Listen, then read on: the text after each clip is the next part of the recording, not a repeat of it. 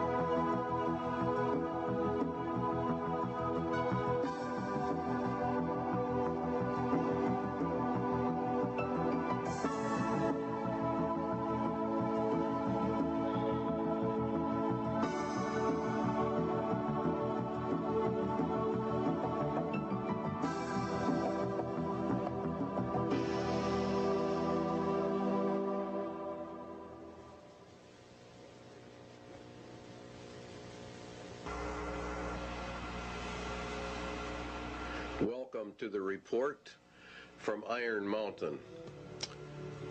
This report is something you would never believe unless you read it. But you also have to understand the mindset of the government that requested it. And that is one of the most important features of this video. The objective was to determine accurately and realistically the nature of the problems that would confront the United States if and when a condition of permanent peace should arrive. This is one of the key elements of the report, because we are to go under the Antichrist system, an era of supposed peace. And this is what this whole program was about. If and when a condition of permanent peace should arise, that means that peace in reality equals world socialism, as we will find out as we journey through this report. And they were to draft a program for dealing with this contingency. In other words, this is a planned situation.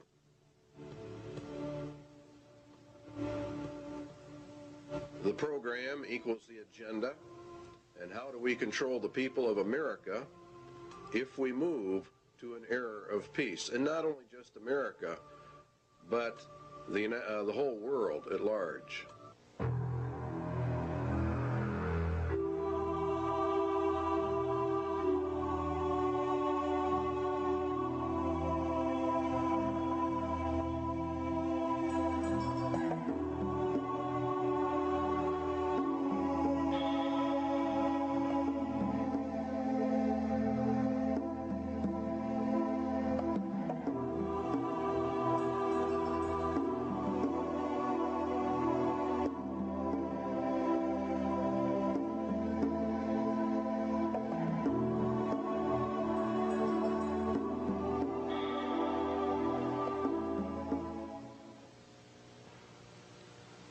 In 1961, Public Law 87-297 was passed, paving the way for the United States to be merged with the United Nations.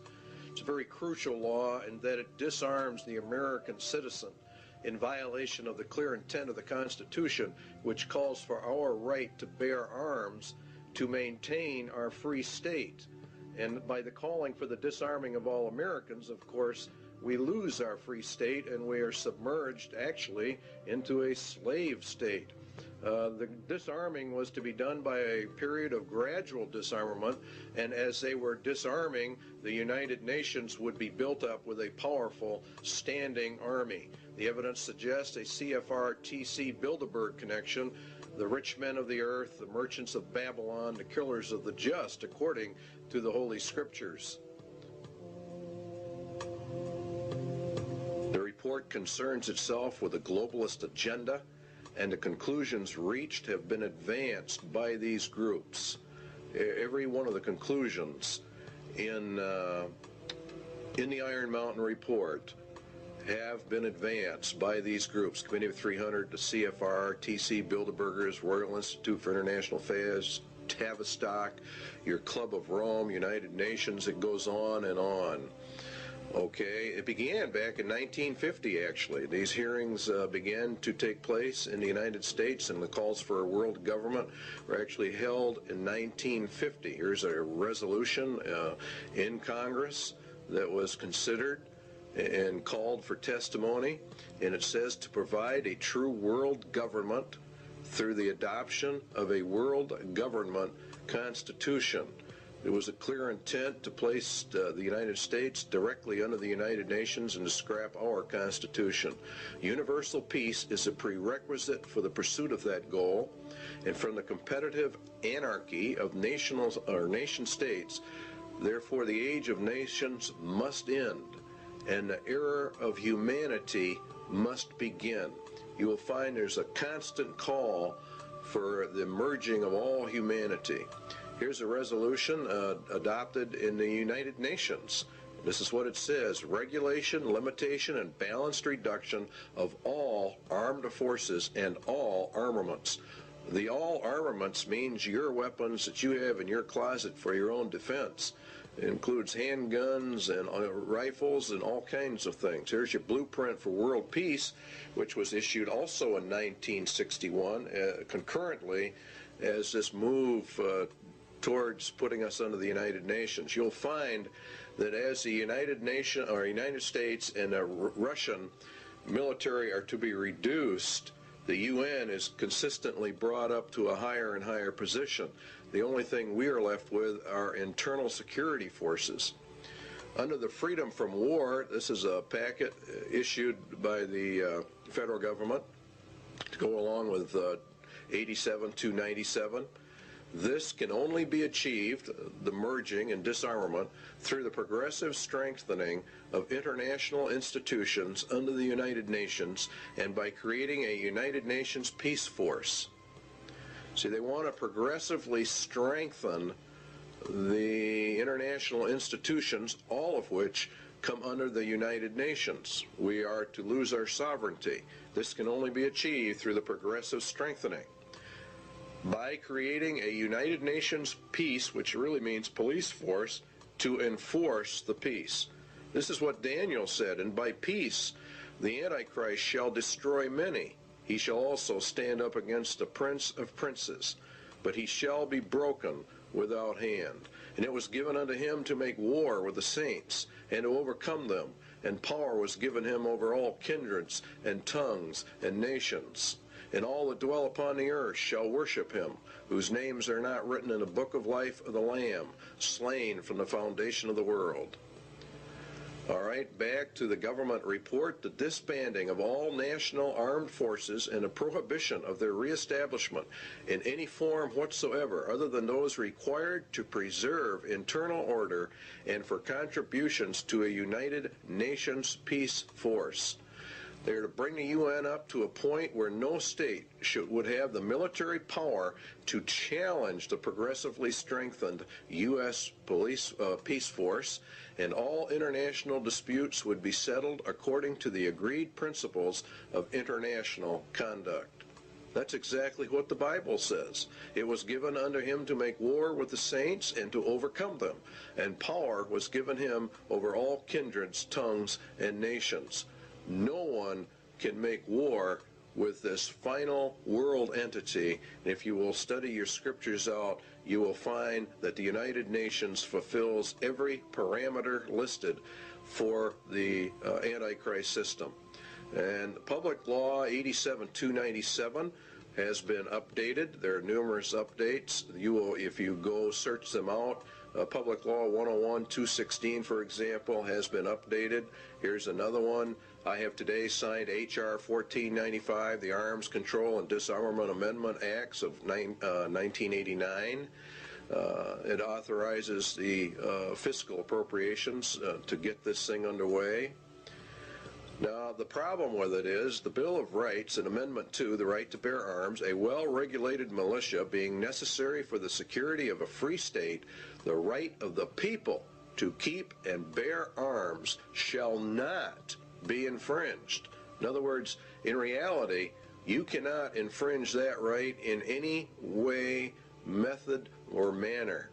The only way a people can remain free is to hold in their power the weapons necessary to secure their free state. This amendment deals with the international security of the United States from its own government. In other words, this amendment was to secure the people's freedom from their own government, from an internal government takeover. This right is not there so that you can go hunting or for the other excuses made. It is there to prevent the government of the United States from becoming a dictatorship by treason. In other words, by betrayal of the Constitution of the United States. Now, in order to merge the United States into the United Nations requires a total betrayal of the Constitution, which guarantees you a free state through the right to bear arms. You see the connection? The United Nations is the communist, illuminist, Masonic world dictatorship. And there are no freedoms, hence they have to get the guns to eliminate the free state nation guarantee in our Constitution. The Iron Mountain Report, then, is a report in reality on how to circumvent the Constitution of the United States. And in reality, it's a document of treason, of how the rich men of the earth are actually going to divert the attentions of the people away so that they can get this done. The guidelines given by the government for the Iron Mountain Report: 1, military-style objectivity; 2, avoidance of any value assumptions; and 3, the inclusion of all relevant data. And this is a very important part of this report, is the avoidance of all value assumptions. This is what makes it so absolutely cold and inhuman. It is to be amoral. It is as a computer is amoral. It deals in factual data. There is not any mercy. There's not any compassion. It doesn't deal in right or wrong, or what is good or evil. It is a report on the handling of men, women, children, and babies on the basis of herd or animal management without regard to any moral considerations whatsoever. It reduces people to objects. It reduces all humans to non-entities with no rights of self-determination, with no rights granted by the Creator, and with absolutely no rights under a Constitution. The Constitution has been effectively canceled by Iron Mountain. Now again, you'll find these resolutions coming up in Congress all the time that want to strengthen the United Nations, to establish an international criminal court, SJ 32. These are bills before the Congress and the Senate. The implementation of Agenda 21 and other Earth Summit agreements, which is all United Nations. Reagan called for the World Army. Clinton has approved a UN Army. You're seeing it on TV all the time.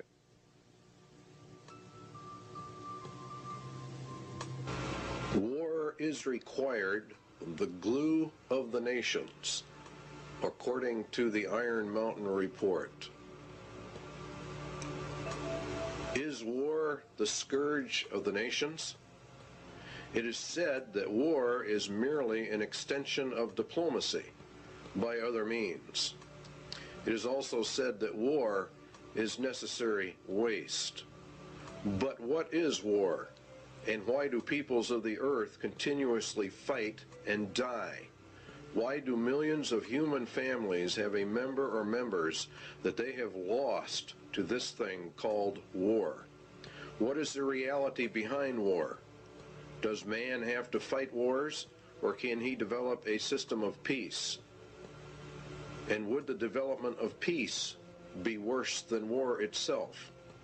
The Bible gives us some answers. The rest can be supplied by simple logic and deduction. James tells us that from whence come wars and fightings among you? Come they not hence, even of your lusts, that war in your members? Ye lust and have not, ye kill and desire to have, and ye cannot obtain. Ye fight and war, yet ye have not, because you ask not. Ye ask and receive not, because ye ask amiss, that ye may consume it upon your lusts. The root of war, then, is lust, and lust is want, and want is greed, and the root of greed is a self-centered heart, an unregenerated human heart. This is the key we need to explain war, and the Bible gives us many clues to why warfare is, and that in reality it can never be stopped.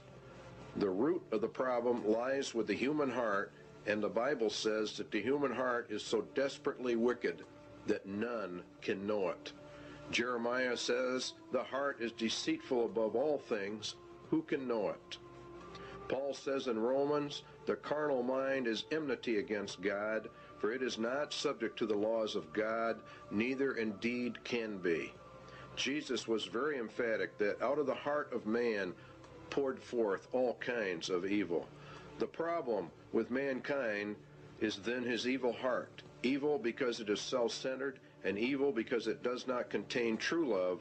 The love within that it does have is hurtful or harmful, manipulative, self-centered, and filled with its own desires, according to the Lord. But we obtain other clues as well from the scriptures as to the true reasons for war, and particularly in our day and age. James says, "Go to now, ye rich men, weep and howl for the miseries that shall come upon you. Your riches are corrupted, and your garments are moth-eaten. Your gold and your silver is cankered. The rust of them shall be a witness against you, and shall eat your flesh as it were fire. Ye have heaped together treasure for the last days. Ye have killed and condemned the just." Now let's run a little logic. Lust is the center of war, lust is greed, and greed is from evil, self-centered hearts. The Bible also says that the love of money is the root of all evil, or the height of all greeds. Lust then is greed, and the ultimate greed is an insane love of money, which brings with it power, which brings with it control over mankind. Thus the rich men of the earth are indeed in total control over money, and they have developed a system of economic controls well laid out in the scriptures. If the rich men of the earth gain control over the planet via their Babylonian economic system, then they are the ones who are only powerful enough and rich enough to wage war, and they are the only ones who can develop the war machines that you are looking at on your television screen. They are the ones who can develop the weapons necessary for modern warfare. Iron Mountain agrees. The very title confirms the Bible. The title says that it is a report on the desirability and feasibility for peace. It was ordered by the rich men of the earth. Therefore, they themselves must be the ones waging the wars, and now they have elected not to wage wars, but have elected to do something else, because warfare is drawing to a close. It will have soon served its purpose. In other words, it is a deliberate effort to bring in another system, for the first system of war has almost accomplished the goals originally intended. Albert Pike was purported to have written a letter in which he outlines 3 world wars. Each had a specific purpose, and each had a goal. The last war, World War III, was to be fought to bring in an era of peace under Lucifer. It was to be fought predominantly between the United States and the Soviet Union, and it would come in an era of seeming peace when it seemed like everything was fine, everything was great. The Bible says that the Antichrist is a man of peace. He rides a white horse and has no war machine. There are no arrows in his bow. He is to usher in a period of peace after great wars. Iron Mountain is about this era of peace. Iron Mountain is a report to aid Antichrist in his rise to power. It is in reality a report from hell.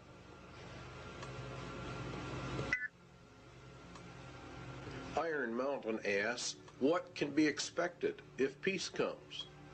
What should we be prepared to do about it? What, for instance, are the real functions of war in modern societies? These are very important questions. The Soviet Union says a peaceful exploration of outer space is the constructive alternative to the plans aimed at spreading the arms race.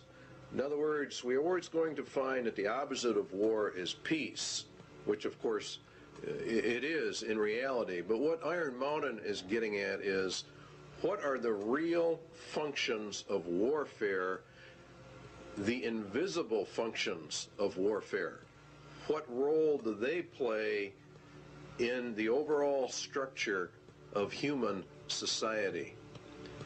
For example, the Soviet Union has been on a war footing for years and years. We have, to a lesser extent, in America, been on a war footing. It's been predominantly a Cold War for many, many years, but nonetheless, it has been, and as far as the economics of it are concerned, it has been a war era. It's been an age of war. And what this report is asking about is, what about peace? It is surely no exaggeration to say that conditions of world peace would lead to changes in the social structure of the nations. These changes would be of unparalleled and revolutionary magnitude. As we would transition then from an era of war into peace, what would be the problems? It is an incorrect assumption that war as an institution is subordinate to the social system it is believed to serve. What they're saying here is that nations wage war for reasons other than what they state. War itself is the basic social system within which others are secondary modes of organization, conflict, or conspire. In other words, war itself is the basic social system of mankind. And if we go to peace, we're going to have problems unless we understand that. It is the system which has governed most human societies on record today. Well, this is, of course, very true in our day and age. We have seen nothing but war, starting predominantly with World War I and coming forward. The Soviet Union has had tremendous expenditures in their military, and the United States has likewise. It's been, in reality, an arms race. We're going to find out there is a reason for it. The capacity of a nation to make war is the greatest social power it can exercise. War making, active or contemplated, is a matter of life and death, says Iron Mountain.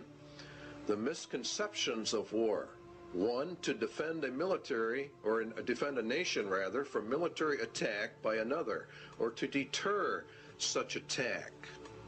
To defend the national interest, economic, political, or ideological.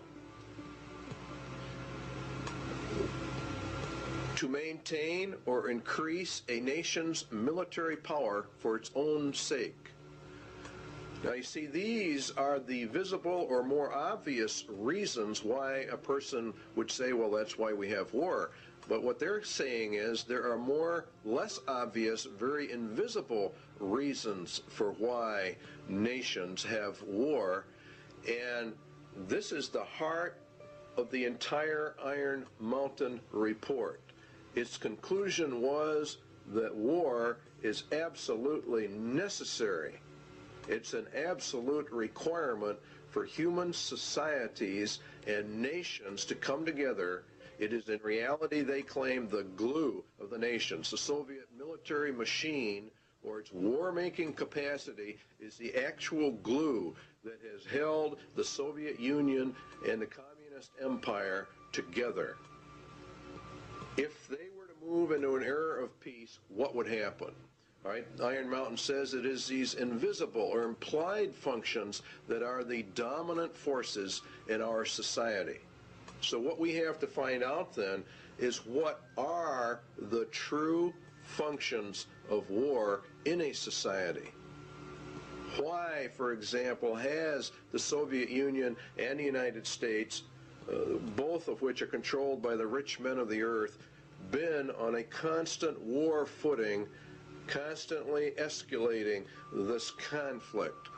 Why are they doing it, and what are the reasons behind it? Economic reasons are: it is a necessary waste that operates outside the normal economic supply and demand system. Warfare creates an artificial demand. In other words, the war system itself, having huge militaries with all of their armaments, with all of the research and developments, creates a demand. This waste of money outside the system, according to Iron Mountain, acts as a counterbalance to the economic growth of the nation. It is progressive for research and development of weapon systems, and it spurs technological advances which spin off and help society at large. Defense spending per se might be countenanced on economic grounds alone as a stimulator of the national metabolism. In other words, war itself, for economic purposes, is a tremendous growth factor. For the political reasons, it's different. A nation is a group of people organized together with a common goal and a national identity. The nation has an outlook or an attitude of how it will deal with other nations, and that's what we call foreign policy. A nation's foreign policy, says Iron Mountain, can have no substitute if it lacks, or no substance rather, if it lacks the means of enforcing its attitude. In other words, if the nation is not strong enough, it doesn't matter what their attitude towards somebody else is. War is itself the defining element of any nation's existence vis-a-vis any other nation. War, then, equals nations because it is the glue of nations and what causes them to come together, and peace would mean the dissolving of the nations. The elimination of war implies the elimination of national sovereignty and the traditional nation state. Please understand the importance of that remark in Iron Mountain. It is the elimination of war that brings us to world government. The war system not only has been essential to the existence of nations as independent political entities, but has been equally indispensable to their stable internal development. Without it, the war system, no government has ever been able to obtain its legitimacy. Or in other words, we could say its right to rule its society. War is the basis of that claim to rule, and it is therefore the glue that holds a nation together, according to Iron Mountain. The possibility of war provides a sense of external necessity without which no government can remain in power. The organization of a society for the possibility of war is its principal political stabilizer. All right, in other words, for the Soviet Union, they said that the American people were the enemy, and that gave them the glue which held the Soviet Empire together, which rallied the people to make such sacrifices so that we could build up this huge war machine. The basic authority of the modern state over its people resides in its war powers. Now that's another very important statement. Therefore, a substitute for the war system must be found in order to control the people and provide stability and legitimacy of government if we go into an era of peace. Now we know that the United Nations is to be that era of peace. So therefore what they are saying is we have to find substitutes for what war does, the invisible functions of war. We have to find a substitute for that if we are going to go to peace. Obviously, if the war machine is discarded, new political machinery would be needed at once.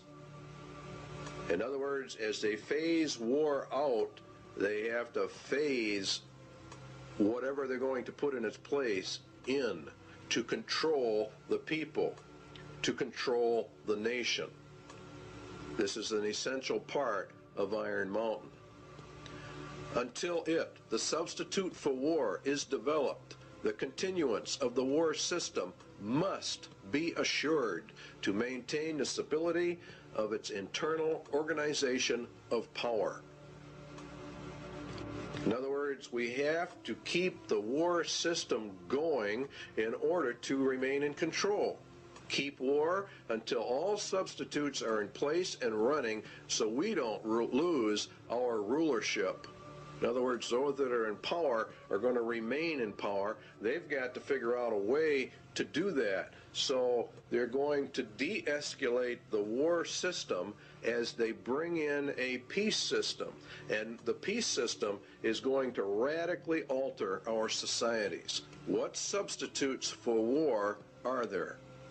Well, it has to be a universal threat of equal magnitude as that of World War. The immediate loss of life and the immediate thought that blood is going to be shed. It has to be credible, and it must be accepted by the vast majority of the population of any given nation, or in reality, the whole world, if they're going to bring in global peace. Credibility, in fact, says Iron Mountain, lies at the heart of the problem of developing a political substitute for war. We must emphasize that one must be found of credible quality and magnitude if a transition to peace is to ever come about without social disintegration. In other words, really what they're saying is a nation would self-destruct without an external threat of some type. It is more probable in our judgment that such a threat will have to be invented rather than developed from some unknown conditions. That means exactly what it says. They're going to invent a system to accomplish this.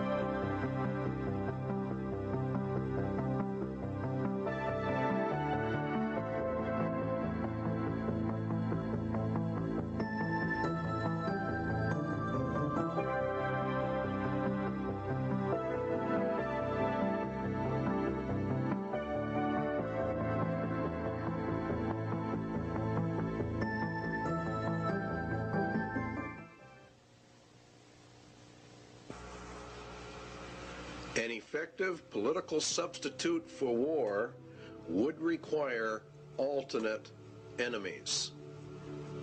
In other words, we have to find an external threat that's essentially very large. It may be, for instance, that gross pollution of the environment can eventually replace the possibility of mass destruction by nuclear weapons as the principal threat to the survival of the species. In other words, they're going to bring the environment up to a point of global threat. Poisoning of the air and of the principal sources of food and water supply is already well advanced, and at first glance would seem promising in this respect. It constitutes a threat that can be dealt with only through social organization and political power.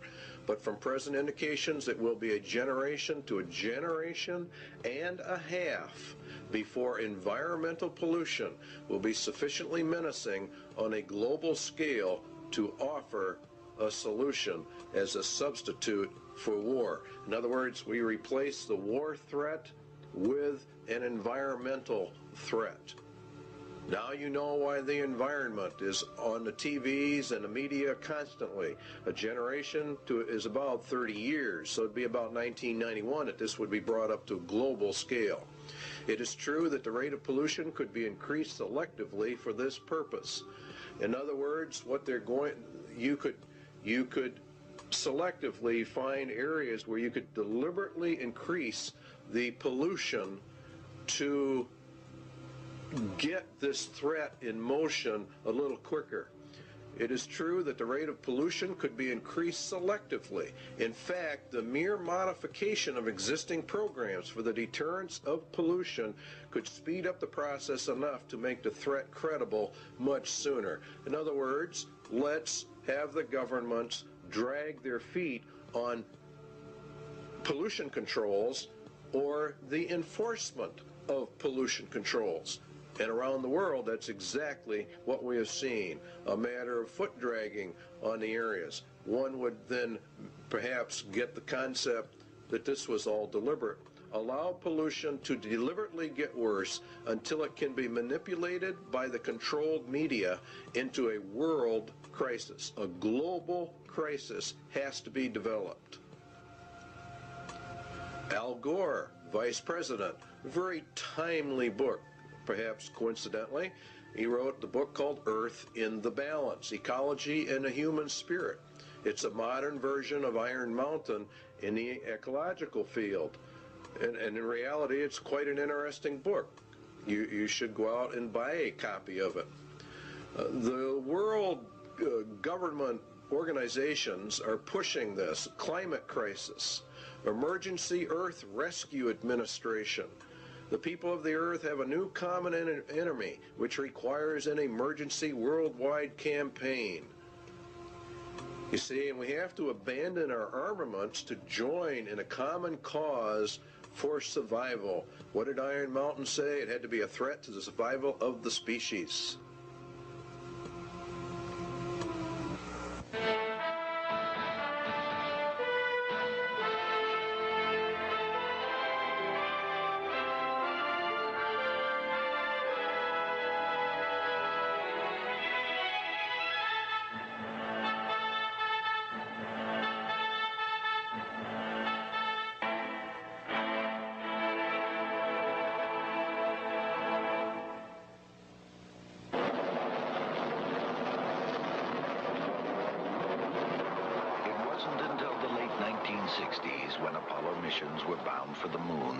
First able to see complete pictures of the Earth.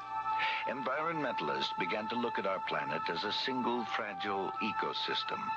Now we are intensely studying the thin halo of atmosphere that surrounds and protects Earth. It recycles the air we breathe, regulates climate, and acts as a protective barrier, filtering out much of the sun's harmful radiation. Last year, an international group of scientists proved that ozone, the key element in this filtering process, is being lost at an alarming rate over the South Pole. In fact, a sizable hole develops over this area each winter. Without ozone, the sun's harmful radiation will destroy life on Earth. A group of man-made compounds called chlorofluorocarbons, or CFCs, used as refrigerants, cleaning solvents, and in some plastic foams, are to blame for this environmental problem. They eventually make their way into the atmosphere and destroy ozone.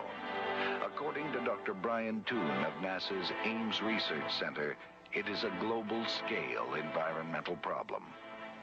This really marks the first time in the history of environmental science where human beings on one side of the planet have done something to the planet that has significantly affected it globally and on the far side of the planet from where the original pollution took place.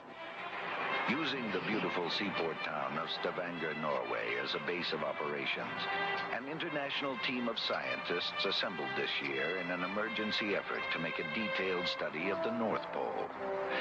Most of the work was performed aboard two NASA aircraft. This is the ER-2. For the mission, special wing pods are attached containing atmospheric chemistry analysis equipment and a host of other instruments. Typically, flights are made about 12 miles up, along the fringes of space, right into the layers of atmosphere directly affected by ozone loss. The ER-2's research partner is a modified DC-8. It flies at lower altitudes, but has increased fuel reserves, which allow it to cover more territory, even flights directly over the North Pole. Inside, the DC-8 is actually a complete scientific observatory, loaded with sensing instruments. Scientists perform their experiments and are able to map results right on the spot. This instrument contains 4 lasers capable of shooting light many miles up into the atmosphere. The light reflects back to the plane and provides scientists with a cross-sectional map of ozone concentrations as well as aerosols, or regions where ozone depletion is capable of occurring. Initial results from both aircraft indicate that high concentrations of CFCs have been found at northern latitudes, primed for ozone destruction. When combined with high-altitude ice clouds, the right amount of sunlight and confined slow-moving masses of air, ozone destruction occurs. As a result of this airborne mission, scientists were able to confirm the process and predict areas of depletion. International policymakers have met in hopes of limiting the amount of CFC production and recently agreed to phase out its use by the year 2000. Many scientists worry that this may not be soon enough. Again, Dr. Toon. With the ozone problem, for example, when you release fluorocarbons to the environment, it's decades to centuries before those are removed. Researching safe economic replacements for CFCs is a vital part of solving this serious environmental issue. Thanks to the intensive work done in the last few years, we know why ozone depletion exists. It is now up to the world community to take responsibility for the future of our global environment.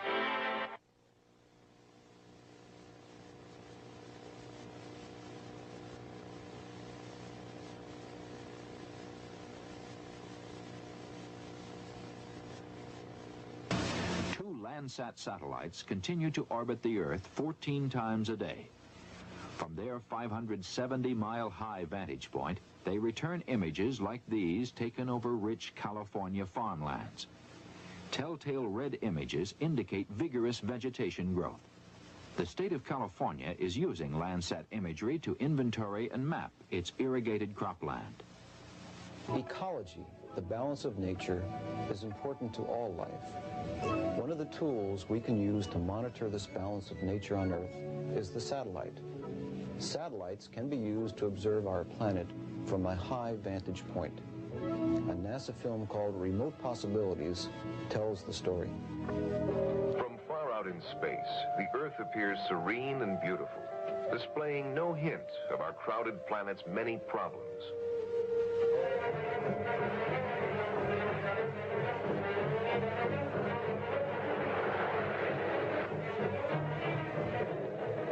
As we have used and changed our planet, we have become aware that in many ways we are exhausting it. Exhausting our food supplies, our sources of energy, our natural lands, exhausting the potential of even the once seemingly limitless oceans. Management of Earth resources is at a critical stage. It has never been more important that we understand the environmental relationships of our planet. Scientists are striving to apply the technology of the space age, the quest for more and better information about these complex relationships. In 1972, a new kind of satellite left the launch pad and rose to an altitude of 910 kilometers from Earth. There it settled in a circular orbit around the planet. This satellite, called Landsat, opened a new era of Earth resource management.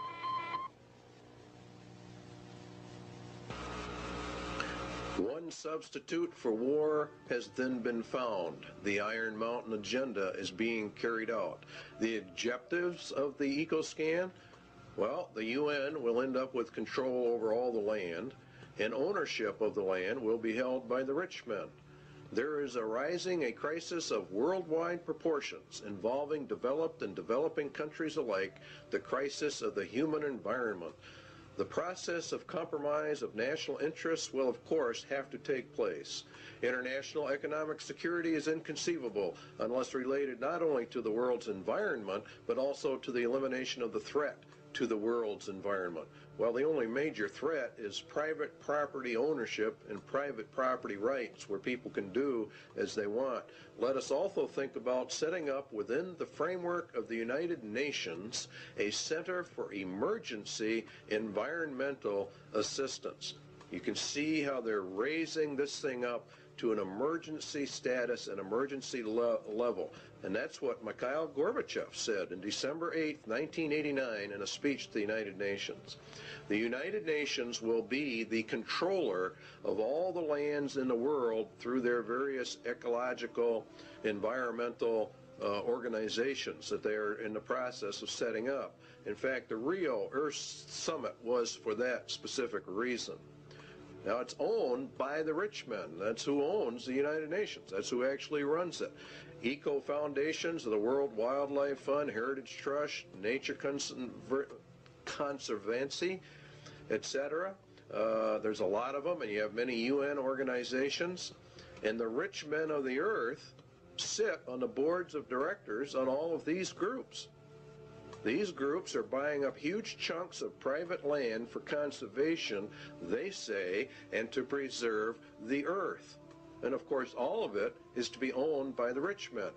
And what they cannot purchase by normal means will be taken under zoning controls, DNR regulations, or other land grab means via governmental authority and regulation. All land will be under strict eco-controls because, after all, we are now involved in the middle of an eco-emergency, and it's nothing but a scam. It's really a debt for land swamp is another part of it. The international bankers loan and control the monies to all the countries, and through interest have driven them into huge debt status. The debt of the United States is in the trillions. The bankers then come forward with a new plan. They will take the nation's land, and then they will cancel the debt of that nation. It is called a debt for land swap. This land will be held by a World Conservation Bank, owned, of course, by the rich men of the earth. They will then own all the land, all the resources, all the food. They become the absolute masters, and all the people become the slaves. It's a perfect scam. It's a perfect system. Because the eco-threat is now global, then obviously it can only be controlled by a global authority. And guess who that is? Why, of course, it's the United Nations. Now, the eco-scam is being pushed by every organization that's involved in the environment. Even Time magazine ran an article on the endangered earth. It's being put in all your children's school books, all of their study books, about the crowding of human life, about how we have such an ecological crisis, an environmental crisis, and unless we all do our share, why, the whole world is just going to disintegrate and the entire population of man will be eliminated. That's according to them. It's very interesting that Daniel said of the Antichrist that he shall divide the land for gain. In other words, he takes over all the land and divides it up amongst these various foundation groups. And that's exactly what's happening.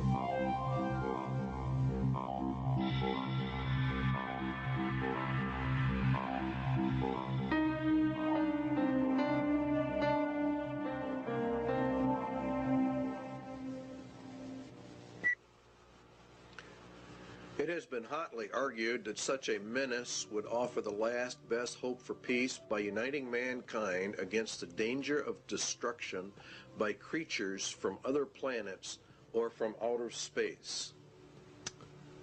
Experiments have been proposed to test the credibility of an out-of-the-world invasion threat.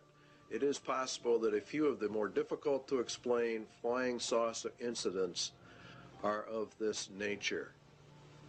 The thrust of the second threat is to unite mankind against a common enemy. The escalation of the UFO mystery requires careful media control. The threat must also dovetail into the agenda for a one-world government. Everything that Iron Mountain proposes in all of their substitutes will lead into a one-world government. And that is the whole nature of it. There has been a tremendous amount of interest in UFO activity. Many, many books have been written about it.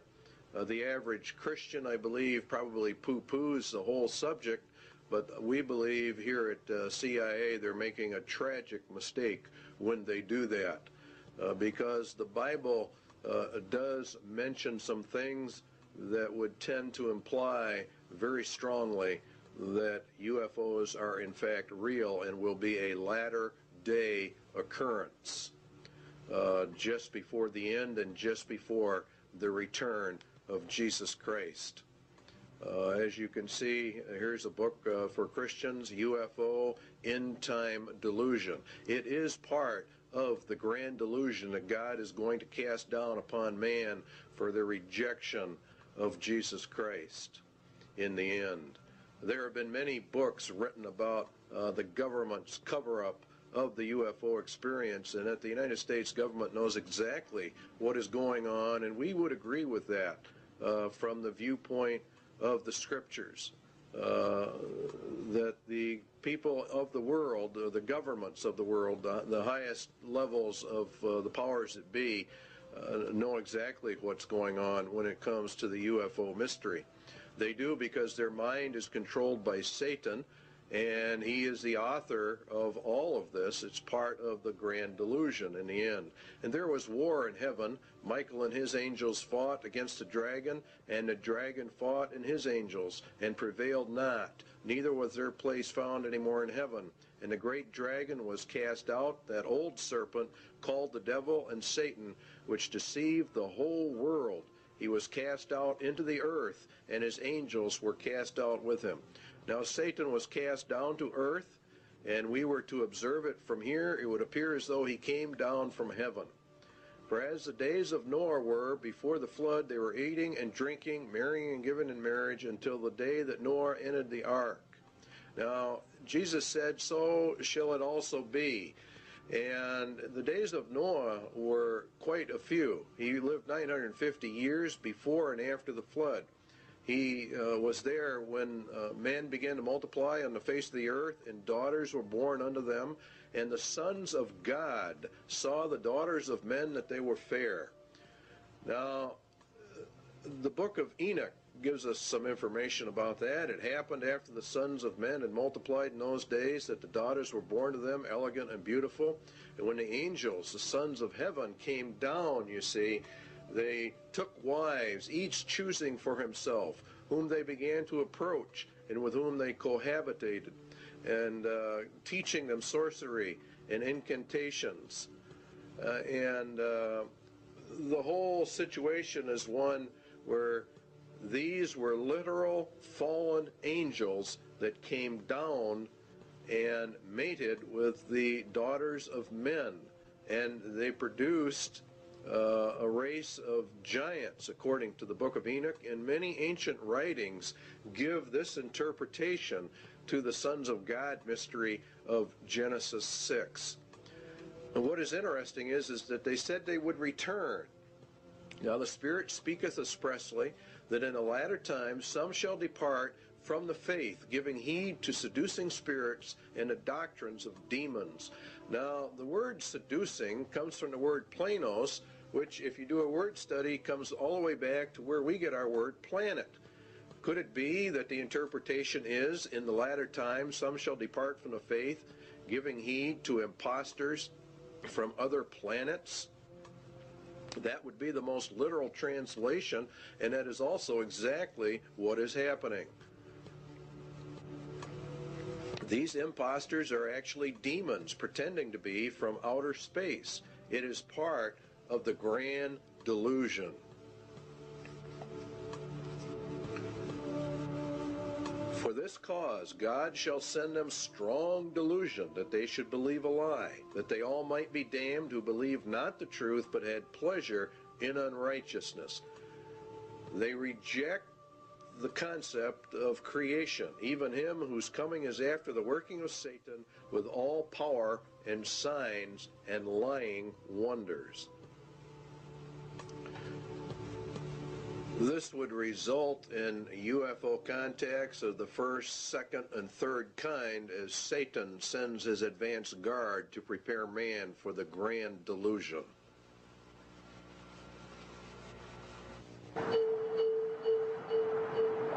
On the surface of an average planet, circling an ordinary yellow star, an advanced intelligence searches the skies for evidence of life.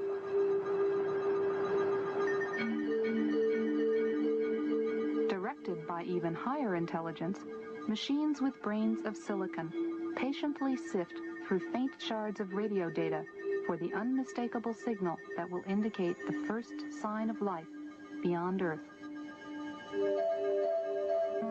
Now plans for the most sophisticated SETI search ever focus on the Goldstone Deep Space Communication Complex in California's Mojave Desert. It is the site of tests for a possible future NASA project, one not yet funded. The full-scale NASA system, when operational in the next decade, would be billions of times more powerful than the sum of all previous searches.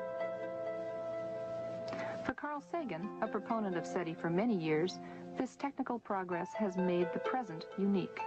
For the first time, we're mustering substantial, sophisticated, serious scientific searches for extraterrestrial intelligence. There's never been a time like that before.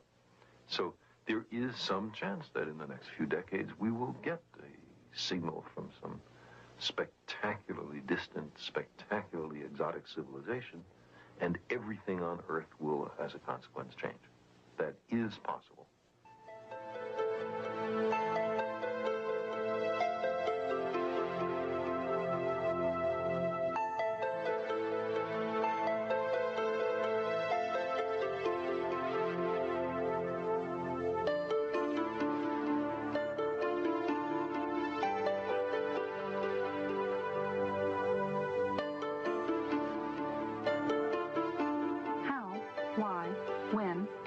To search for life beyond Earth has been debated for centuries. Deciding what sort of signal to look for in the skies is no easy task. NASA's proposed search focuses on radio, a portion of the electromagnetic spectrum where nature produces the least interference for any intelligent signal. The plan is to use existing radio antennas and combine them with advanced computer hardware and software specifically designed for the task.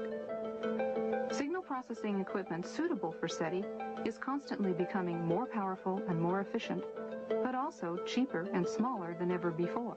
SETI pioneer Frank Drake came up with a way to organize our developing knowledge and current ignorance.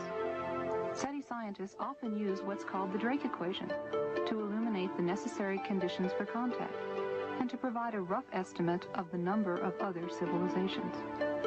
The existence of other technical civilizations depends upon astronomy, how planets form, comparative planetology, biochemistry, the role of intelligence in evolution, technology, and the fate of technical civilizations. So SETI becomes a way to test our theories of the origin and evolution of the universe and the place of life within it. There are several keys here that we want to look at as we keep Iron Mountain's report in mind.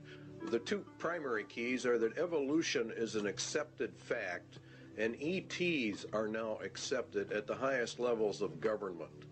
We believe that the SETI program is camouflage for what is really going on, or the contact reports that have been gotten out from the government under the Freedom of Information Act are in fact cover for the SETI program. But the two, we believe, are going to merge in the end and introduce mankind to the aliens, who are in reality demons and Satan's advanced guard. The movies that have been produced are very important.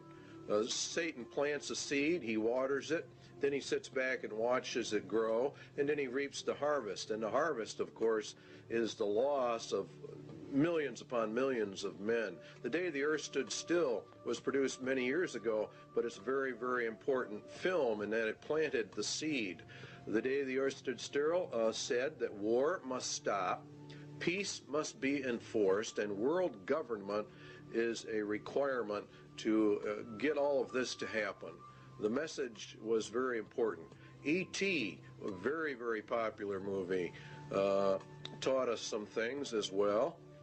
It said that reptiles are very cute, that love is the answer, that love heals, but more importantly, that we all evolve in a different manner. You're going to find evolution at the bottom of all of these movies. And Star Wars is another one.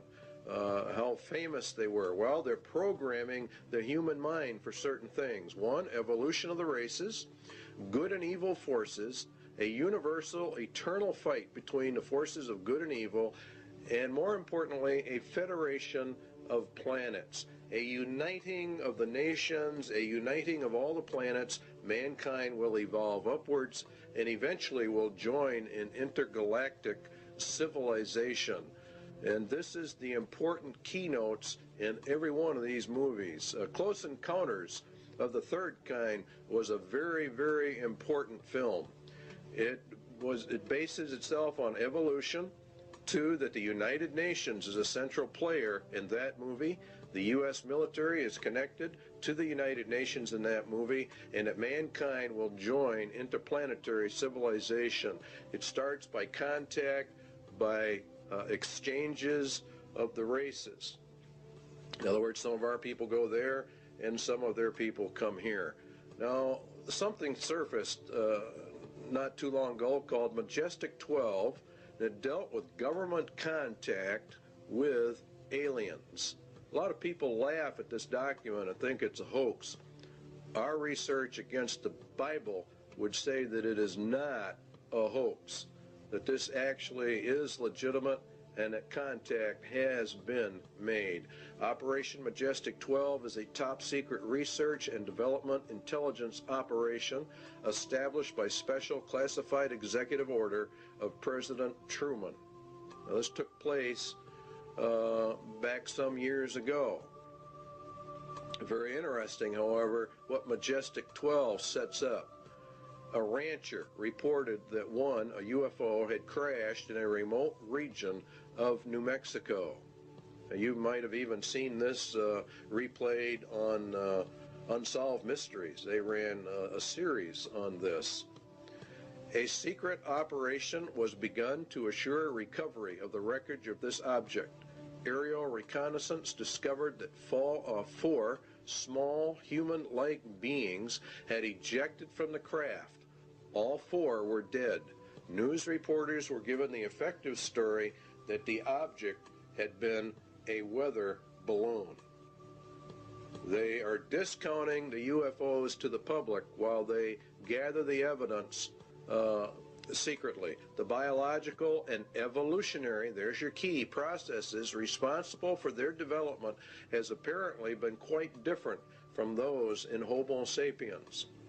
Evolution is then a proven fact insofar as the government is concerned. They have accepted evolution as an established fact. The aliens then did not evolve as we did.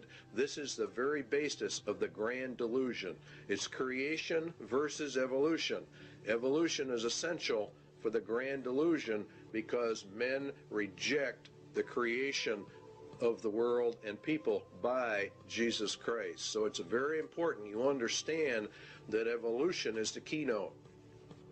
The ultimate intentions of these visitors is completely unknown, the report said.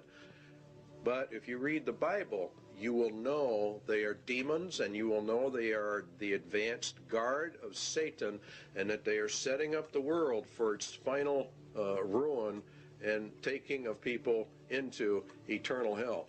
UFOs are real. There's no question about that they are real. The only question is what are they?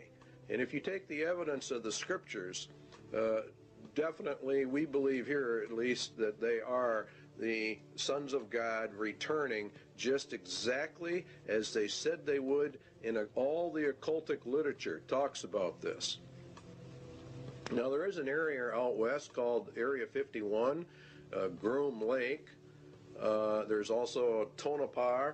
There are several areas from which Project Red Light was developed. It's a top secret testing program for alien technology for defense purposes.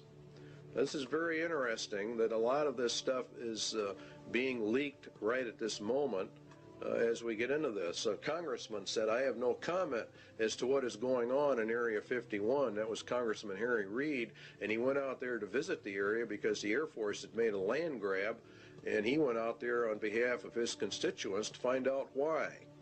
It is said that President Eisenhower signed a treaty with actual aliens in 1957. The swap was they could take our people for experimentation, and we would get technology in exchange. In other words, the aliens come to Earth, we take their technology to build our defense mechanisms. Now, a lot of people think this is ridiculous, but if you read what it says about Babylon the Great, the nation, it gets all of its technology from Satan. Satan is the one that gives them the power. And this is why the United Nations is being brought up. And this is why the United States is so deeply involved. In exchange for technology, the U.S. government agreed to allow the aliens to abduct humans for experiments. And this accounts for the large number of abductions reported all over America.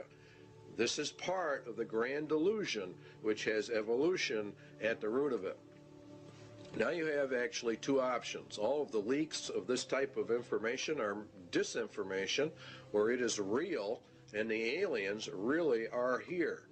The Bible evidence would be that it is real, the aliens are here, and that they are the advanced guard for Satan. He's programming the human race for this delusion, and it's based upon evolution. The sons of God of Genesis 6 have returned, as they said they would in occult writings. And Jesus said, as it was in the days of Noah, so would it be again. And that's when the sons of God came down. So therefore, the agenda of Iron Mountain for external threat number 2 has been and is being carried out.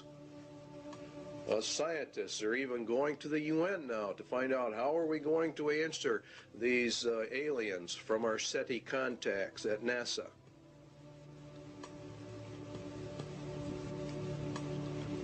They believe the UN should do all of this. And so you see it elevates the United Nations to power. And this is very important. It's part of the Iron Mountain agenda.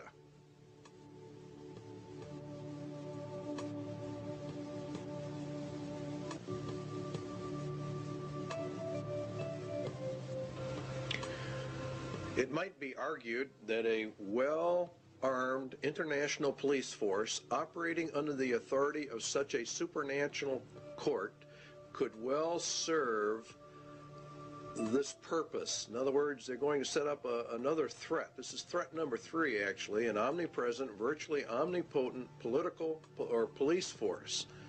It's an international police force. Because remember, if we go into peace, we have to dissolve the nations, because war is the reason we have nations. All right, so the report then that was issued by the State Department, Freedom from War, and the program was to establish a permanent international peace force within the United Nations. In other words, to deliberately bring it up. the peacekeeping capabilities of the United Nations would be sufficiently strong and the obligations of all states under such an arrangement sufficiently far-reaching as to assure peace and a just settlement of differences in a disarmed world. They're going to use the United Nations to keep the peace. In other words, a world government, which is exactly what Daniel talked about and Jesus talked about, and it is very deadly.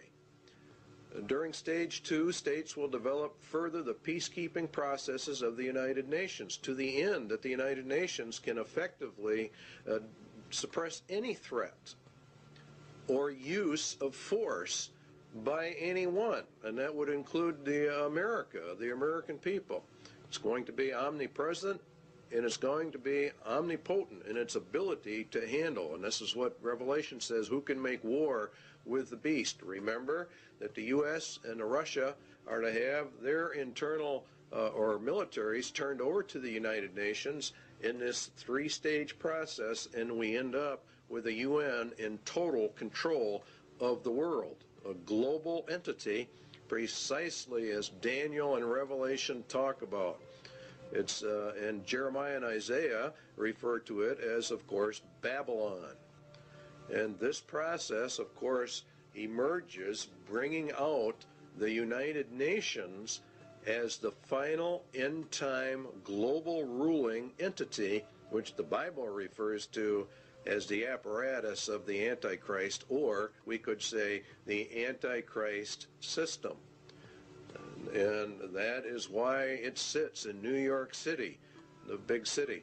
On the wall in the Security Council is a phoenix. That picture you're looking at right there is in reality the phoenix bird, which is to grow up out of the old world order. America is to be patrolled by Russian, Belgian, Irish, and Colombian and Venezuelan troops under this plan. UN troops are already on U.S. soil, and it won't be very long before these sites that you're seeing right here are going to be very commonplace in the United States. And if the American citizens resist, they are simply going to be liquidated according to the Bible. This power will come to pass. They've laid their plans well, and God has ordained it and allowed it, and is allowing it to happen. And so it's, in reality, here in America, it's a judgment against the United States. There are many books written about a United Nations peace force, so this is not anything we're making up. They come in under the UN Charter. And the last part of it, this principle of non-interfering in a nation shall not prejudice the application of enforcement measures under Chapter 7. In other words, the United Nations claims that it doesn't really want to get involved in internal national affairs, but the opposite is in reality the truth. Chapter 7 deals with action with respect to threats of the peace, breaches of the peace, or acts of aggression. And it's the Security Council itself that determines the existence of a threat, breach, or act of aggression. And it can even walk in under the threat, or it's a possibility that we might have problems. And they determine the existence of any threat to the peace. So they can come in, if they choose to, on very fragile grounds, which is exactly what they did in Somalia. Should the Security Council consider that measures provided in 41, which are more economic, I don't know exactly what word to use, but sanctions, I guess, is the best word to cover it. If that doesn't work, if economic sanctions do not work, then they can resort to military powers. And they can use whatever they have to maintain or restore international peace. Now, Psalm 2 says that the kings of the earth set themselves and the rulers take counsel together against the Lord and against his anointed. Where do the rulers of the world meet? They meet at the United Nations, and this is where they take their counsel together. And the United Nations is, according to the Bible, anti-Christ, anti-God to its very core. It is, in fact, the substitute for God and Christ on planet Earth. They intend to take it for themselves. The fourth beast shall be the fourth kingdom upon earth, which shall be diverse from all kingdoms, and shall devour the whole earth, and shall tread it down, and shall break it in pieces. And the 10 horns out of this kingdom are 10 kings. Now, it's a diverse kingdom. The United Nations is not a kingdom, and it's not a nation. It exists solely by treaty power, by an arrangement of nations itself. Excuse me. The United Nations is to be brought up to full global power with an army so powerful that none can fight against it. That's the entire plan, and that is exactly what the Bible talks about for the end times. It will also break into pieces the entire world, and that's done under Article 52, which deals with regionalism, which is in fact breaking the world into pieces. And this is how they do it. They actually subdivide the world into 10 regions. That came out of the Club of Rome, and here are the regions on the TV screen. Region 1, of course, is North America, and it's Region 1 by virtue of the fact that North America, and particularly the United States, is the primary power behind the United Nations, enabling this to happen. The United States itself is broken down into 10 federal regions. We have global regions, and now we have national regions. And in our country, they are simply called federal regions. And we're moving, in effect, from elected officials to appointed officials to non-elected bureaucrats who are appointed. Now, each region has different states in it, and the number of states varies with each particular region. Then each state is subdivided up into its particular regions. Many times it falls along county lines, many times it doesn't. Overlapping all of it is, of course, grids that keep getting smaller and smaller, which is the reason why thousands or millions, actually, of Americans are getting address changes. They're going under the United Nations grid system, which divides the world into tiny pieces, which is exactly what Daniel said. They can get it right down to your house number. In fact, they can get it down to about 10 square yards of turf.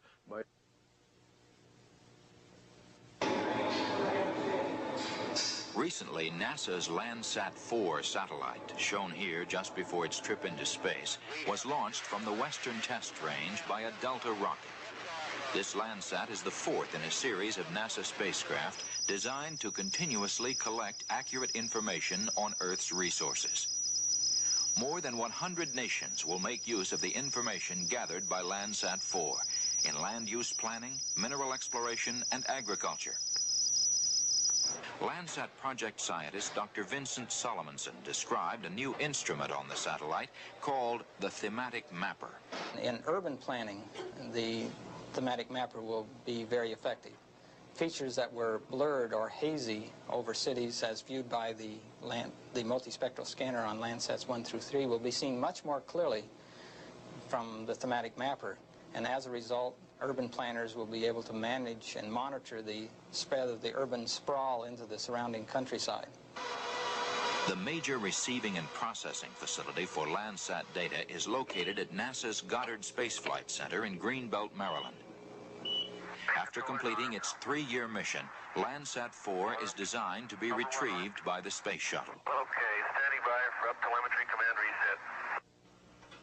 So what we have are 10 federal regions. We have 10 federal regional councils, which are miniature Washingtons, in each federal capital. We're being regionalized, and pretty soon there won't be any such things as counties or states. So what we're doing is we're going from county and state control to total federal control, and then the federal government's losing its control to the United Nations. This is globalism. This leads to the federalization of our police or the security forces within the United States. And this is really in total violation of the constitutional implications, but they're not paying any attention to the Constitution. The internal security forces are not your peacekeeping, UN peacekeeping troops. The peacekeeping troops are there to put down actual revolutions and wars. The internal security forces are there more for crime control and the rounding up of people. Predominantly, the MJTF police will be the national police force. And this is George Bush and Clinton and the rest of them have continuously pushed this arms control treaty because they have to disarm us in order to make this thing work. If you will recall, we discussed that in the constitutional crisis. The MJTF police means multi-jurisdictional task force police, and it removes all citizens from local, county, and state protections that you had under the law. And they're just abolishing all of this. And the MJTF police mission, we believe, is the house-to-house search and seizure of people. It's made up of National Guard units, state and local police, converts street gangs as needed into deputized police. House-to-house search and seizure, separation and categorization of men, women, and children as prisoners in large areas. Now you have to understand that in order to liquidate the millions of people that Jesus Christ says are going to be liquidated, they have to plan this out long before it happens. 1965, they started the Office of Law Enforcement Assistance. Then came in 1968 the Omnibus Crime Control Act, which converted the OLEA to the Law Enforcement Assistance Administration. They called, in turn, in 1971 for a regionalized police force. In 1971, an advisory commission on intergovernmental relations issued a pamphlet called M67, which called for a special multi-county and interstate police force. In other words, the merging of all police forces into one federal group. The LEAA in 1973 made calls for the elimination by merger of small police forces. This is exactly what Germany did under Hitler. All dictatorships have two common characteristics: general confiscation of guns in order to prevent internal rebellion, and the establishment of a national police force to enforce the edicts of the dictator. We are following Nazi Germany almost to the exact letter. Carter issued an executive order 12-148, and he established the Federal Emergency Management Agency known as FEMA. FEMA absorbed the LEAA and became the primary control organization for internal security of the United States in an emergency. They're gearing this thing towards an emergency. That emergency is going to be World War III, and it ushers in this whole system. FEMA has many interesting programs: Rex 82 Bravo, Rex 84 Alpha, Helix 2, Rex Alpha, Night Train, Cable Splicer, Garden Plot. These are all martial law training exercises. The plan is to bring America under martial law. We believe they know the American people would never accept this system except an external emergency were given. The UN system, remember, is a martial law military system. Under the executive orders of FEMA, mandatory registration of all people, including babies and children in the United States, at the United States Post Office. They have boxes in them. We already know about it. They're marked for emergency use only. The primary one here to look at is 11,000, seizure of all civilians and work brigades, which is in reality slavery, and includes the rights to split up families as well. In essence, what will happen in America is going to be worse than the communist revolution in Russia. This plan provides the basis for the deployment and employment of military resources, including National Guard personnel, for civilian disturbances. So Iron Mountain external threat number 3 has been and is now being implemented. An omnipotent police force. Next on the list is the space program as an economic substitute for war.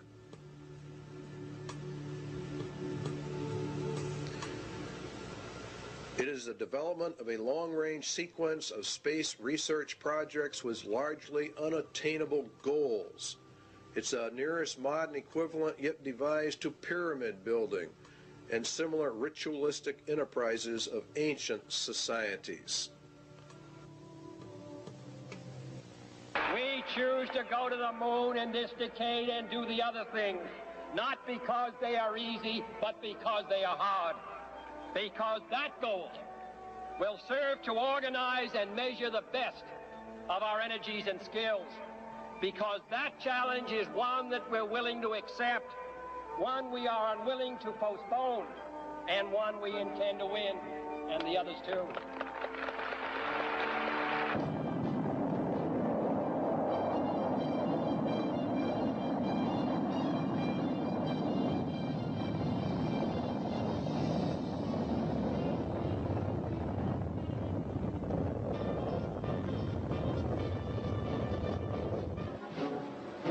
Everything associated with the Saturn V was huge. The rocket itself, the building where it was assembled, and the crawler transporter that carried it to the launch pad. The fully loaded Apollo Saturn V was 363 feet tall. Its main engines alone generated 160 million horsepower, and its fuel pumps pushed fuel to the engines with the force of 30 diesel locomotives.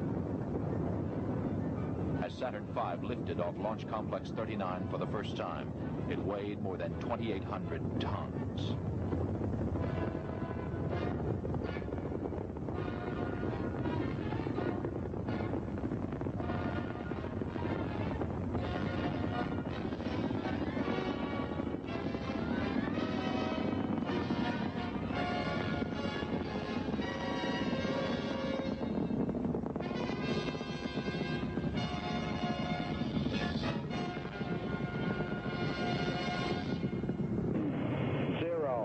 Engine running. Liftoff. We have a liftoff. 32 minutes past the hour. Liftoff on Apollo 11. Tower cleared. We got a roll program. Neil Armstrong reporting the roll and pitch program, which puts Apollo 11 on a proper heading.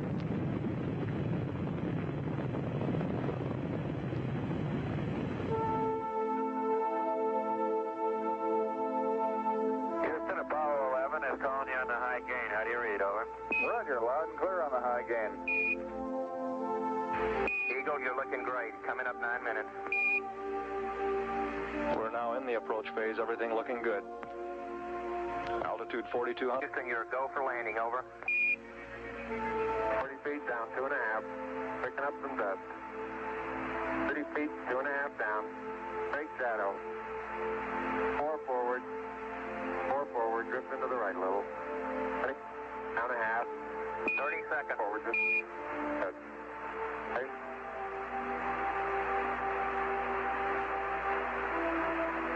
Contact light. Tranquility Base here. The Eagle has landed. That's one small step for man, one giant leap for mankind. Across the country and around the world, the Apollo 11 crew were welcomed back as heroes.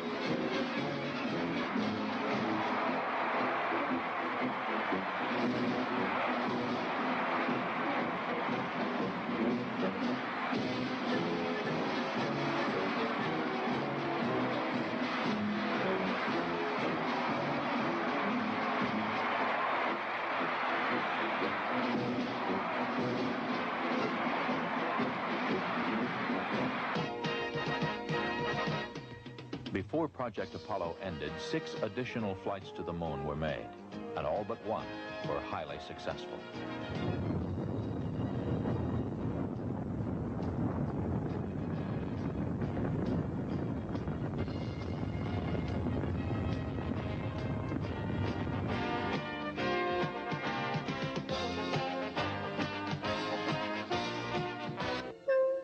Then ASTP, Apollo-Soyuz Test Project, a joint endeavor between the Soviet Union and the United States. the mission called for a mutual docking and crew exchange to develop the necessary equipment for international space rescues.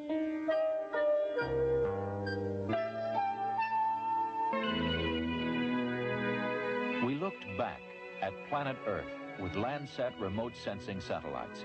Crops, forests, pollution, all can be photographed in great detail to help us better manage our Earth's resources.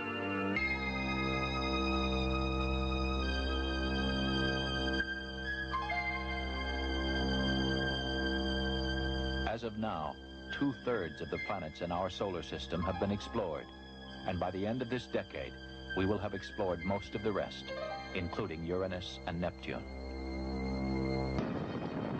Space Shuttle 5, the first operational flight.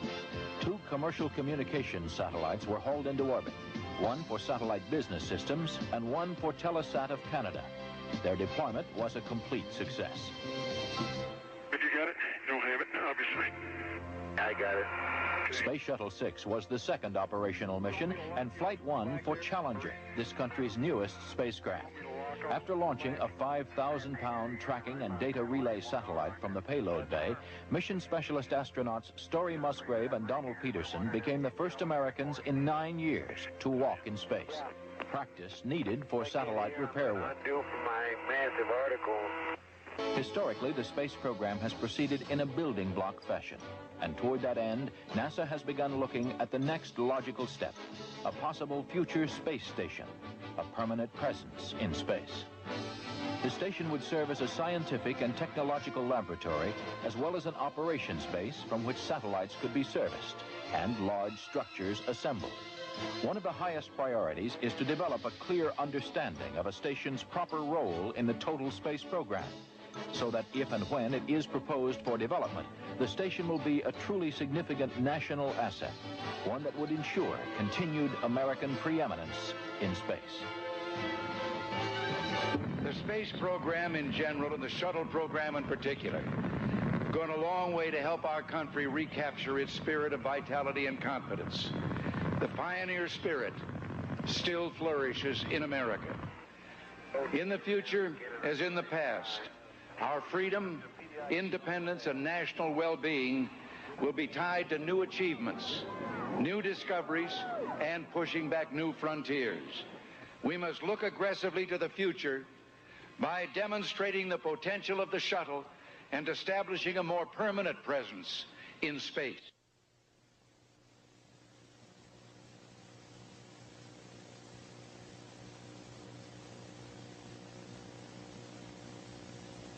Even when ratified, the INF Treaty will not totally eliminate the nuclear threat to Eurasia. The vast nuclear arsenal possessed by the USSR and the variety of delivery systems available still present a significant threat. The organization of fail-safe inspection machinery could well be ritualized in a manner similar to that of established military processes. Inspection teams might be very like armies, and their technical equipment might be very like weapons. Inflating the inspection budget. In other words, what they want to do is they want to expand this. So what do we have? The INF Treaty, where it says inspection machinery could well be ritualized according to Iron Mountain. Inspection teams might be very very armies. And that's exactly what has happened. We have a great ritual of disarmament. It's very interesting what you find when you start digging into the INF treaty hearings. Limited test ban. Let's take a look at all the treaties. Limited test ban, 1963. Non-proliferation, 1968. The ABM Treaty, 1972. The SALT I, the SALT II, the IMF Treaty. Very long, drawn-out process. And this is exactly what Iron Mountain recommended be done. It is one of the most important elements of the INF Treaty is the President establishes in this area operating on-site inspection. One layer of the regime, it says on the last sentence, builds upon another. And the whole thing becomes elongated, and it actually becomes a monster in and of itself. The data exchanges required are really immense, and so it requires an elaborate governmental system in order to accommodate all of this. And so Iron Mountain recommendation number 2 has definitely been implemented. The second one is the universal health care was a recommendation of Iron Mountain. Universal health care for all. It's an economic substitute for the war economy. It's very interesting how all of this works. Health. Drastic expansion of medical research, education, and training facilities, hospital and clinic construction, the general objective of complete government guaranteed health care for all. That's exactly what Clinton has introduced to the American people. He announced a universal health care and mandatory insurance program.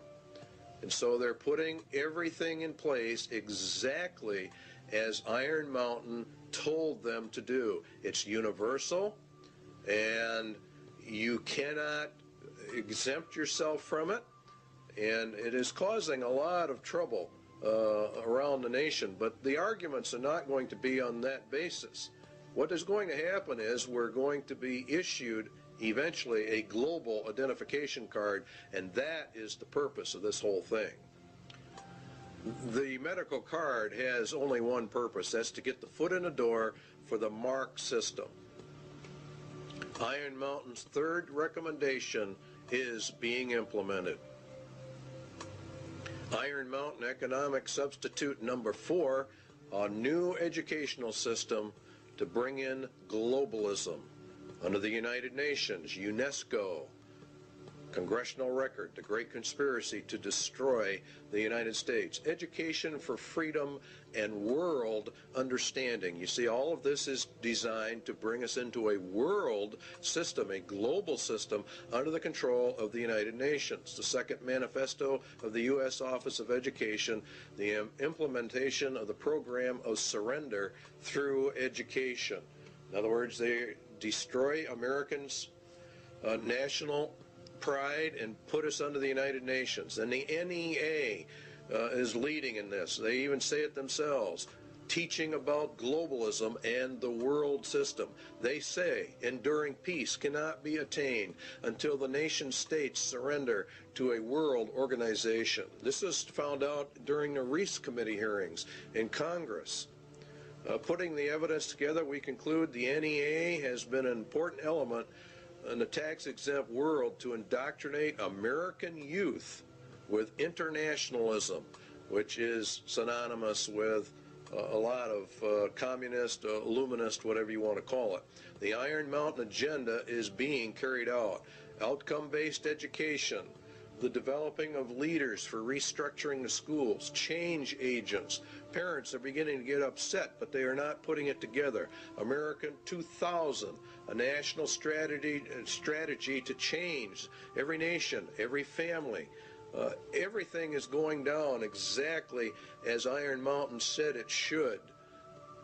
Global education is nothing more than a promotion of the United Nations and to destroy the Constitution of the United States, to bring us out from the Constitution and to merge us into the UN. That's what they're going to do. To improve learning and teaching by providing a national framework for educational reform, to promote research, consensus building, and systematic changes needed to ensure, you see, everything has to be changed. Guess what the changes all lead to? And guess who's behind it? If you look, Robert Mueller, former UN Secretary General to the UN, member of the Planetary Citizens, wrote the Global Core Curriculum. Marilyn Ferguson, the Aquarian Conspiracy, New Age. This is all being integrated into the educational system of America. And it's called America 2000. And it is extremely subversive. The national and international power play for education. It's going to go through because God has decreed it will go through. And UNESCO is behind it. Gorbachev, we parted with the old world, rejecting it once and for all. We are moving towards a new world, the world of communism. We shall never depart from it. Books are on the market explaining all of this. We don't have time in this video to get into it, but Iron Mountain Recommendation 4 is being implemented. Iron Mountain Sociological Substitute for War, Slavery.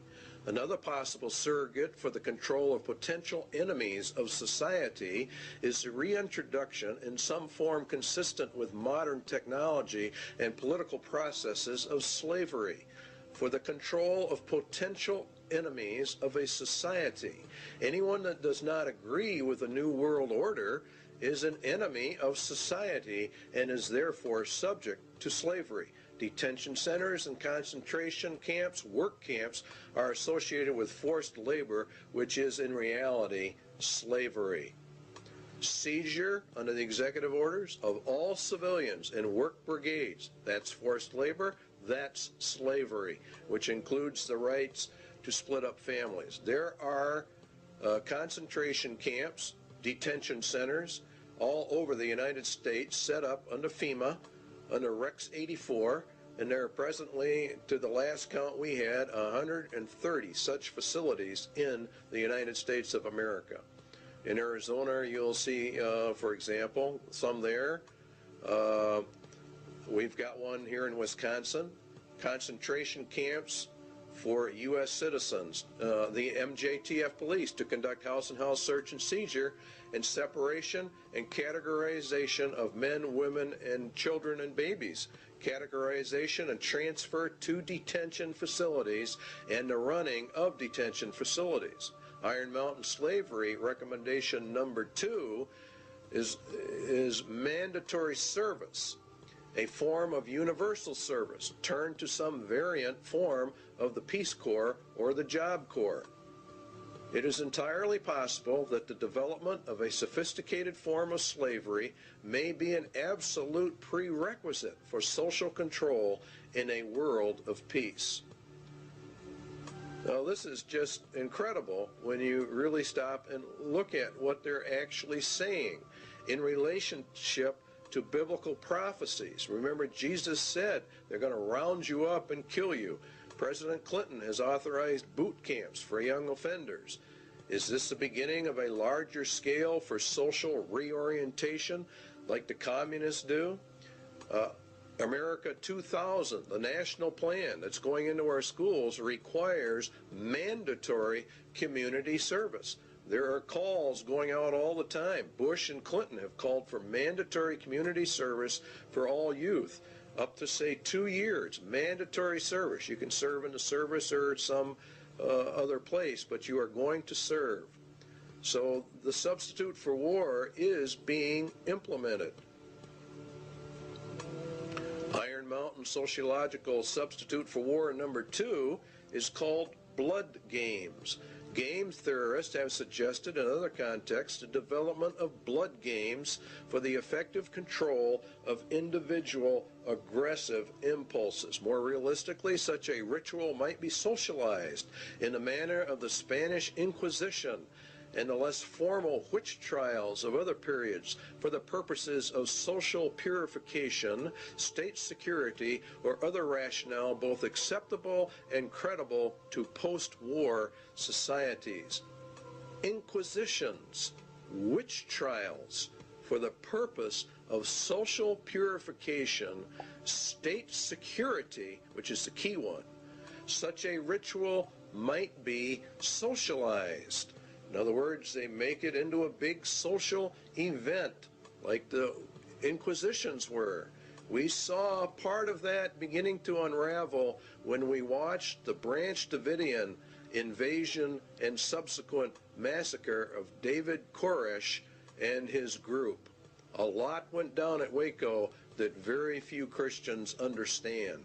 David Koresh, the Branch Davidians, were demonized by the national media. First of all, they were tried, judged, and executed in a social ritual in total violation of every right guaranteed under state and federal constitutions.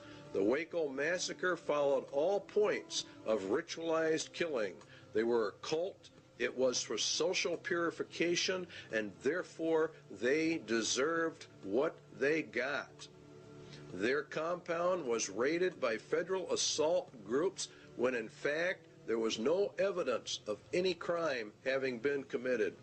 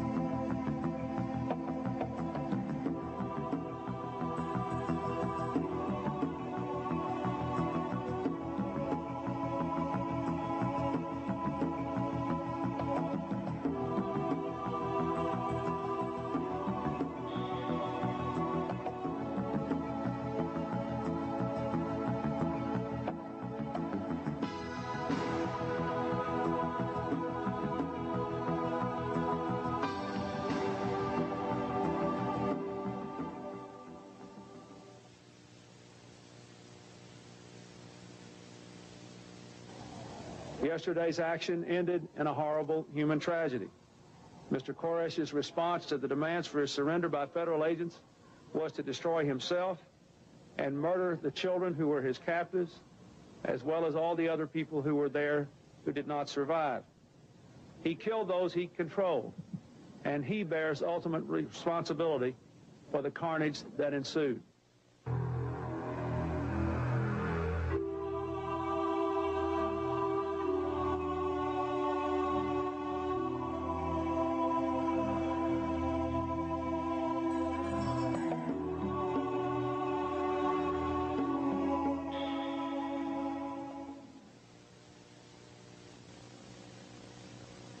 In the papers before I was going to go to court. They called me the white supremacist and all that.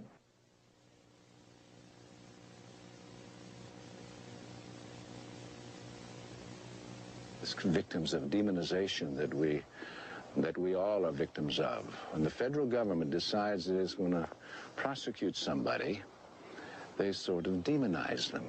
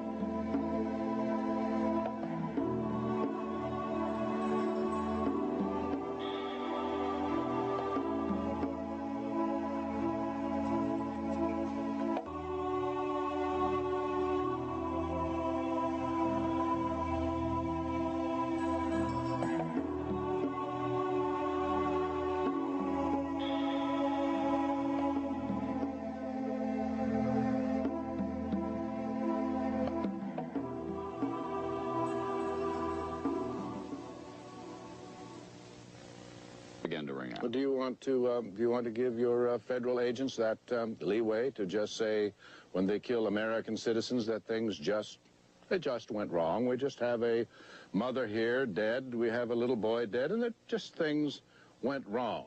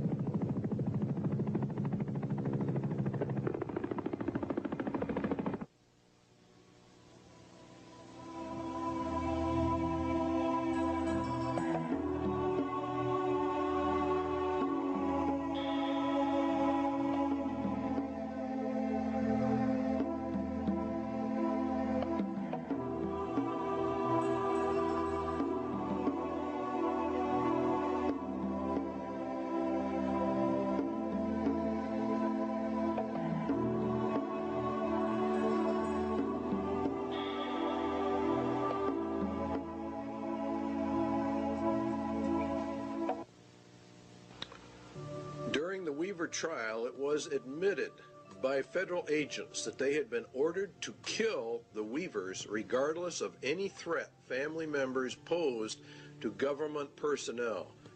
Now I want you to think about how serious that is. What was the charge against Vicki Weaver?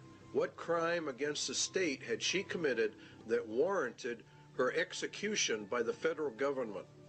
Indeed, she was not charged with any crime whatsoever, yet the U.S. government ordered her shot on sight, a virtual killing. It was murder in the first degree.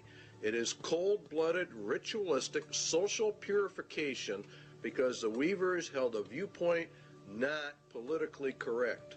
The Weaver case, along with the Branch Davidians, proves we are in the middle of the final battle for the Constitution of the United States.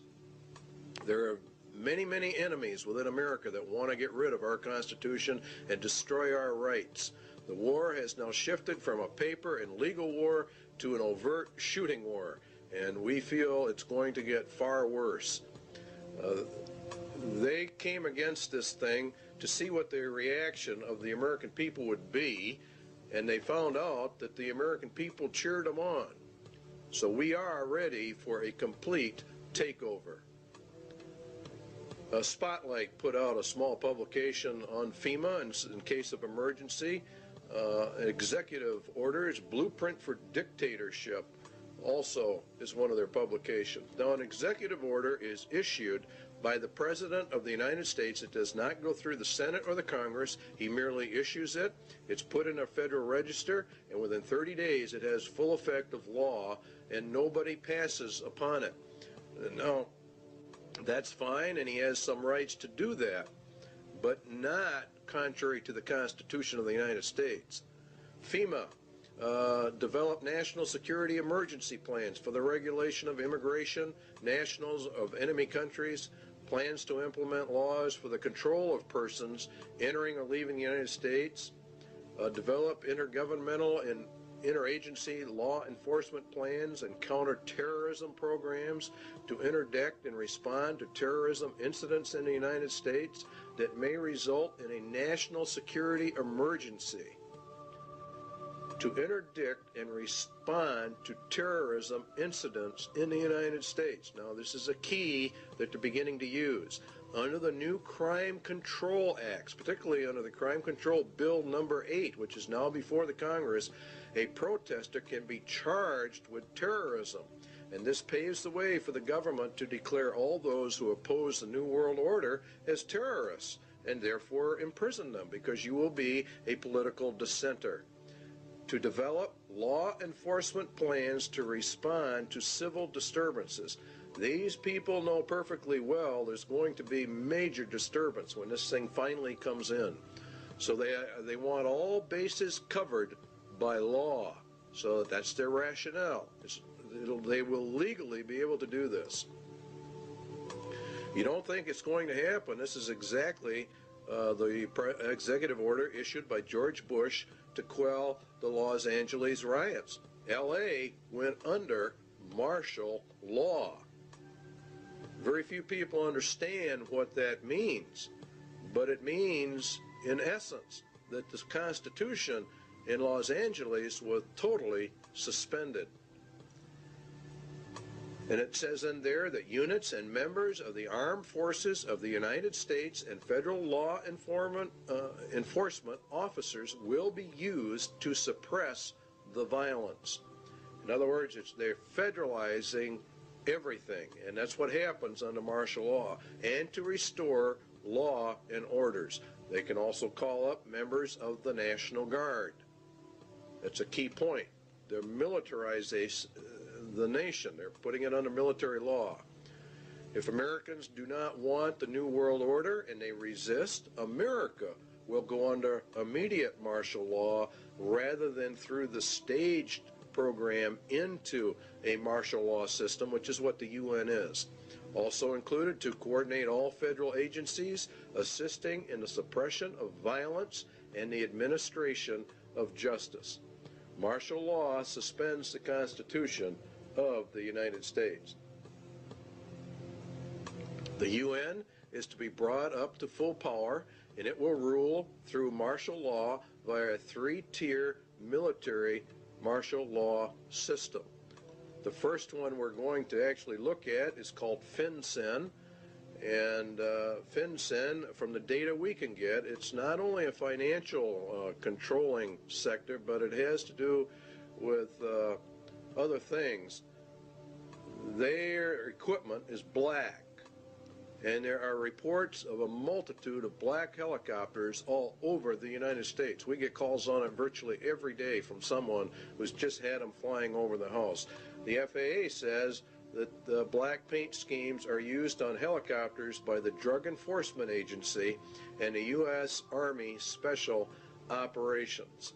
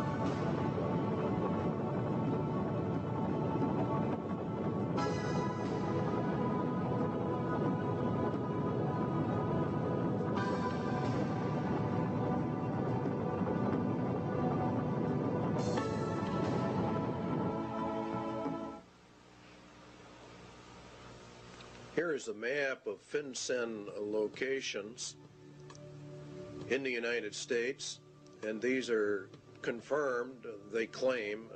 We have not been able to verify it.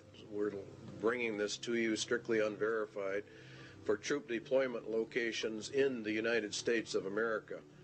There's been a fairly consistent reporting in Montana of UN combat groups. They are in reality the top tier in the UN system, and entrance to the U.S. was by presidential executive order 11-1190 signed by President Bush. And there are many battle group locations, and there are many multi-jurisdictional task force police, which are the third tier or the lowest on the UN police force. And it is in reality, from what we can gather, is the federalization of the police forces in America and putting them in reality under the United Nations command, which we go under. And that would be for the detention centers, concentration camps for dissenters are part of this overall system for the roundup of people. Now, one of the largest ones is in Alaska. The Alaskan camp is the biggest, being over 1 million acres, and it's located just outside of Fairbanks, according to reports, and it's serviced by a spur line called the Alaskan Railroad. That's very interesting because under the emergency orders under FEMA, one of the railroads that gets activated and falls under their control is the Alaskan Railway.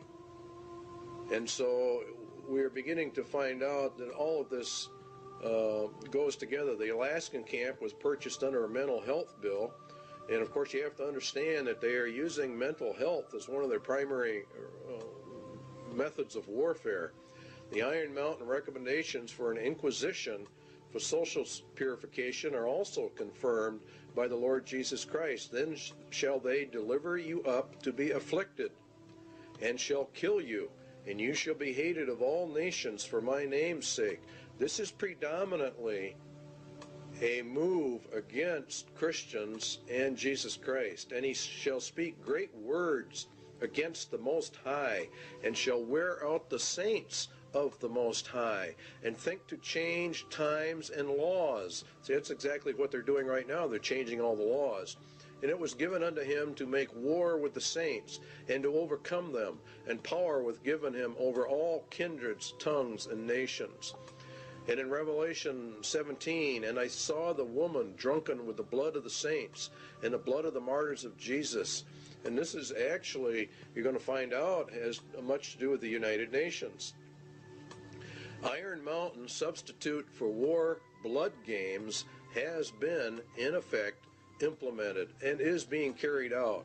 Ecological, considering the shortcomings of war as a mechanism of selective population control, it might appear that devising substitutes for this function should be comparatively simple. In other words, war kills off some people, and so now we have to have an ecological substitute for that function, and it really boils down to total population control. Current trends in warfare, the increased strategic bombing of civilians, and the greater military importance now attached to the destruction of sources of supply as opposed to purely military bases, strongly suggest that a truly qualitative improvement is in the making. In other words, as we phase down the war system, there's probably going to be one great last one in their plans to really reduce the world population. There is no question but that a universal requirement that procreation be limited to the products of artificial insemination would provide a fully adequate substitute control for the population. A universal requirement that procreation be limited to products. See how they treat people. Conception and embryonic growth taking place wholly under laboratory conditions would extend these controls to their logical conclusion. Now, total and complete control, this is what this means, of every human being born. They will be pre-selected genetically to be a slave to the rich men of the earth. This is the system they're setting up. They have an intermediate step, total control of conception with a variant of the pill via water supplies or certain essential foodstuffs. In other words, they intend to, when they bring in this new system, they will stop the growth of the population. They will put it into the food or the water supplies, and then they would offset it by a controlled substance so that it could be countermanded and the woman become pregnant. And they claim in Iron Mountain that it was already under investigation and under work back in 1961. So the interpretation is the mandatory mass sterilization of the human race with them in total control of all the antidotes for it. Excess population, Iron Mountain says, is war material. As long as any society must contemplate even a remote possibility of war, it must maintain a maximum supportable population.